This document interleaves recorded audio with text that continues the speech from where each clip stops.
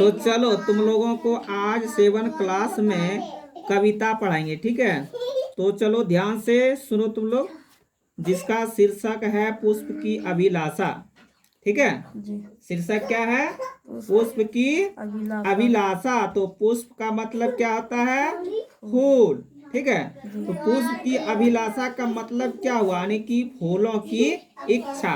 तो देखो फूलों की क्या क्या इच्छा है। तो चलो आगे हम पढ़ाते हैं और इसका अर्थ भी समझाते जाएंगे, ठीक है। तो देखो इस कविता को कैसे पढ़ना है, तो इस तरह पढ़ना। देखो, चाह नहीं मैं सुरवाला के गहनों में गुथा जाऊं, चाह नहीं प्रेमी माला में बिंद प्यारी को ललचाऊं, ठीक है। तो इसका मतलब क्या हुआ, इसका अर्थ क्या हुआ, इसका भाव क्या हुआ, तुम लोग समझो। तो चाह नहीं मैं सुरवाला के, मतलब कि फूलों को जो है कि इच्छा नहीं है। सुर मीन्स क्या होता है? देवता, ठीक है। तो फूलों की इच्छा नहीं है कि मैं जो है कि देवताओं पर चढ़ूं, गहनों में गुथा जाऊं, मतलब गहनों का मतलब होता है माला, ठीक है। यानी फूल कभी नहीं चाहता है कि मैं गहनों की तरह बनकर देवताओं पर चढ़ूं। इसके बाद है आगे, चाह नहीं प्रेमी माला में बिंद प्यारी को ललचाऊं, यानी कि फूलों की ऐसा चाहत नहीं है कि हम जो है कि प्रेमी माला बनूं और बिंद प्यारी को ललचाऊं, ठीक है। बिंद प्यारी, बिंद प्यारी का मतलब होता है बिंदी जो लगाता है ना माथे पर, ठीक है। बिंद प्यारी को ललचाऊं। इसके बाद दूसरा हो जाता है बिंद। बिंद का मतलब हो जाता है जाना, छीद कर, ठीक है। जब हम लोग फूलों का माला बनाते हैं तो कैसे बनाते हैं? छेद करके, ठीक है। हाँ, छेद करके क्या करते हैं? किसमें? सूत में, ठीक है। सूता में उसको क्या करते हैं? छेद करके पार कर देते हैं, जो एक माला बन जाता है, ठीक है।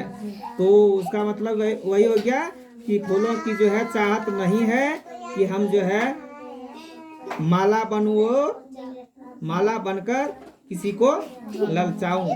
आगे देखो क्या है, आगे है, चाह नहीं सम्राटों के सर पर हे हरि डाला जाऊं, यानी कि फूल नहीं चाहता है कि मरे हुए शरीर पर, यानी सम्राट का मतलब क्या होता है? राजा, ठीक है। सम्राट का मतलब क्या होता है? राजा, यानी कि राजा का मृत पर, सब किसको बोलते हैं? जो मर जाता है, मरा हुआ शरीर को क्या बोलेंगे? मृत, ठीक है। तो चाह नहीं सम्राटों के सब पर हे हरि डाला जाऊं, यानी कि फूल कभी नहीं चाहता है कि मरे हुए राजाओं के शरीर पर चढ़ो, ठीक, ठीक है। इसके बाद आगे देखो क्या कर रहा है, चाह नहीं देवों के सिर पर चढ़ूं भाग्य पर इठलाऊं, यानी कि फूल का कहना है मैं नहीं चाहता हूं कि देवों के सर पर चढ़कर इठलाऊं, मतलब वह घमंडी करना नहीं चाहता है। आगे देखो क्या लिखा है, आगे लिखा है, मुझे तोड़ लेना बनमाली उस पथ पर देना तुम फेंक, मातृभूमि पर शीश चढ़ाने जिस पथ जाए वीराने। देखो क्या कह रहा आपको, मुझे तोड़ लेना बनमाली। बनमाली का मतलब क्या होता है? बनमाली किसको बोलते हैं? जो फूलों को देख रेख करती है, ठीक है, उसी को कहा जाता है बनमाली। तो फूलों का कहना है, किससे कहना है? बनमाली से। क्या कर रहे हैं? तो कह रहे हैं मुझे तोड़ लेना बनमाली उस पथ पर देना तुम फेंक, मतलब बनमाली से कह रहा है कौन? फूल, मुझे तोड़ लेना है और कहाँ फेंकना है? कौन रास्ते? पथ मीन्स क्या होता है?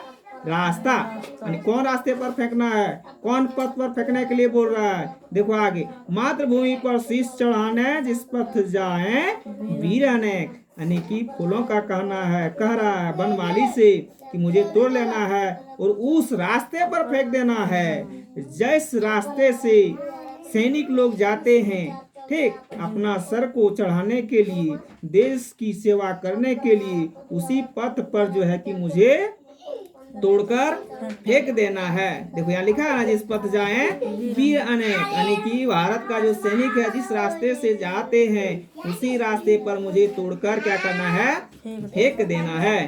तो समझ में आया?